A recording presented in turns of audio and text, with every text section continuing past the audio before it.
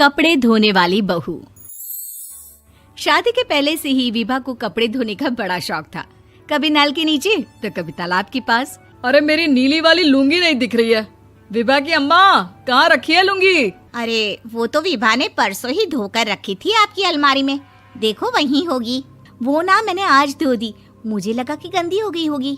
अरे कैसे गंदी हो गई थी? उसे तो मैंने पहना भी नहीं। हे भगवान, इस लड़की के कपड़े धोने की आदत से परेशान हो गया हूँ मैं।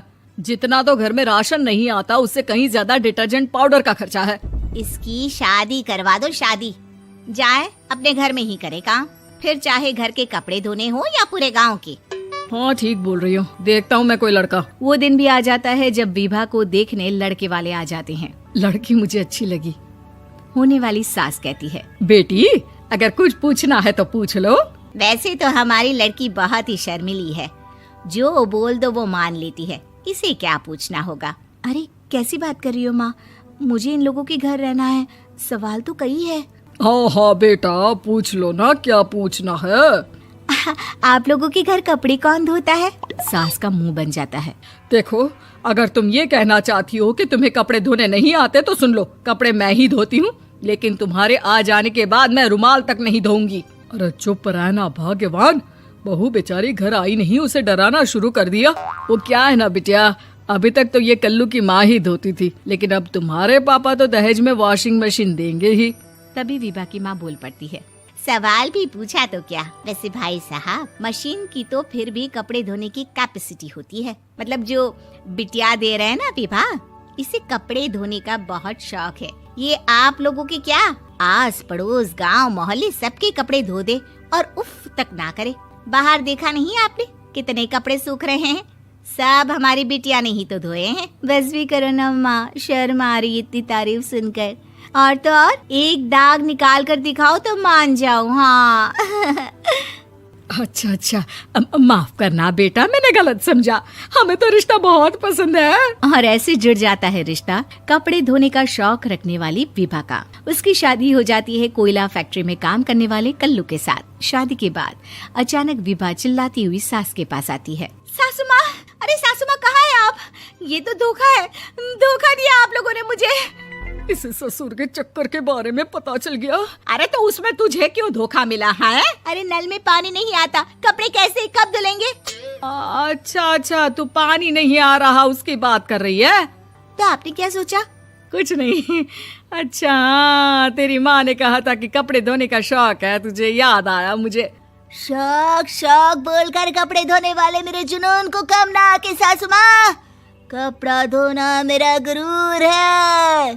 तभी पति भी वहाँ आ जाता है। अभी मैंने इसे सनी देओल की फिल्म दिखाई है, उसी के डायलॉग मार रही है माँ। अच्छा सुन, साफ साफ बता रही हूँ, पानी सुबह 4 से 6 और शाम को 10 से 12 आता है, समझी? विभा टाइमिंग सुनकर हैरान हो जाती है। ये क्या भूतों का मोहल्ला है? सुबह 4 बजे उठकर कौन कपड़े धोता है? 4 बजे टंकी में पानी जाता है, फिर सारा दिन धोना ना, किसने मना किया? अरे कैसी बात कर रही हैं? 200 लीटर की टंकी में कितने कपड़े धो लूंगी मैं? सुबह ही उठ जाऊंगी मैं। अब क्या था, विभा सुबह 4 से लेकर रात के 12 बजे तक कपड़े ही धोती रहती। एक रोज सास पड़ोस से निकलकर कहीं जा रही होती है कि साथ वाली कहती है, हाँ कल्लू की माँ, जरा ये बताओ कि 2 साड़ी है, 2 ब्लाउज और एक पेटीकोट और एक नाड़े वाला लंबा कच्छा। हाँ तो? अरे तो क्या, कितना लोगी धुलाई ये बताओ। धोबन दिख रहे हैं हम क्या? हमारे पति सरकारी नौकरी से अभी रिटायर हुए हैं और बेटा सुपरवाइजर है कोयला फैक्ट्री में। धोबन समझ रखा है हमें? हाय रे कल्लू की अम्मा, माफ कर दो, वो तो मोहल्ले में यही सब बता रहे थे कि तुमने बहू को कपड़ा धुलवाने के काम में लगा दिया है। सास को पड़ोसन की बात सुनकर गुस्सा आ जाता है। वो घर पहुंचती है जहां घर के बाहर ही इतने सारे कपड़े सूख रहे होते हैं जितने कि किसी धोबन के घर पर। अरे ओ कल्लू की दुल्हन, बाहर निकल। माँ जी यहीं आ जाओ, बाथरूम में चादर धो रहे हैं हम। अरे अभी हम धोते हैं, तुमको बाहर निकलो। ये आस पड़ोस वाले बोल रहे हैं कि हम बहू से कपड़े धुलवा कर उसे कपड़ा धोने वाली बना दिए हैं। अरे छोड़ो ना माँ जी, किन लोगों की बातों में आती हो? आस पास के लोगों का तो काम ही होता है कि वो किसी तरह सास बहू को लड़ा दे। बहू सारे घर के कपड़े धोती है, ये क्या कम है? बोलिए। सास को भी लग जाता है कि वो बहू का ये सनकीपन नहीं छुड़वा सकती, इससे अच्छा है कि खुद ही चुप हो जाए। एक रोज सास और बहू मंदिर जाते हैं, जहाँ सास की साड़ी वहाँ खड़ी भीख मांगने वाली से मिलती है। माँ जी क्या बात है, आपकी साड़ी उस भिखारन से कितनी मिल रही है ना? हाँ हाँ देखो तो दोनों की साड़ी मिल रही है। क्या बात है कल्लू की अम्मा, तुम खुद को तो अफसर की बीवी बताती हो और ऐसी सिंपल सी प्लेन साड़ी पहनकर घूमती हो। सिंपल और प्लेन नहीं है ये साड़ी। तो क्या सोने के धागे से फूल बने हैं? कुछ भी सासू माँ, कुछ भी। हाँ बने थे इस साड़ी में सोने के धागे से फूल। मेरे पति लेकर आए थे मद्रास से स्पेशली मेरे लिए 10,000 की। ताहे भाई साहब इस भिखारन के लिए भी सेम टू सेम साड़ी लेकर आए होंगे 10,000 की। सास उस वक्त कुछ नहीं कहती, लेकिन बहू के साथ घर आती है और अलमारी से एल्बम निकाल कर लाती है। ये साड़ी देख रही है, ये वही साड़ी है जिसे मैंने अभी पहना था। इस साड़ी में ये जो चमकदार फूल दिख रहे हैं ना, ये सोने के धागों से काढ़े गए हैं। लेकिन तू लोकल वॉशिंग मशीन ब्रश से घिस घिस कर सारे फूलों को निकाल कर साड़ी प्लेन कर दी।